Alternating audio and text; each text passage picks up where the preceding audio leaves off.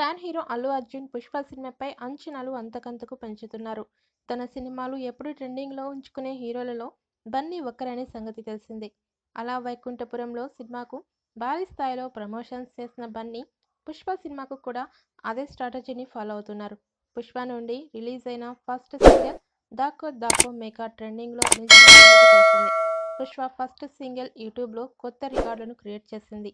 ఈ నెల చివరి నాటికి 'పుష్ప' సినిమా నుండి మరో సాంగ్ రిలీజ్ అయ్యే అవకాశాలున్నాయని ఇండస్ట్రీ వర్గాల్లో వినిపిస్తోంది. 'పుష్ప' సినిమా నుండి 'డూ ఇట్' సెకండ్ సింగిల్గా రిలీజ్ కానుంది. క్రిస్మస్ కానుకగా ఈ సినిమా రిలీజ్ కానుండగా ప్రతి నెలా ఒక సాంగ్ రిలీజ్ చేయాలని మేకర్స్ ప్లాన్ చేస్తున్నారు.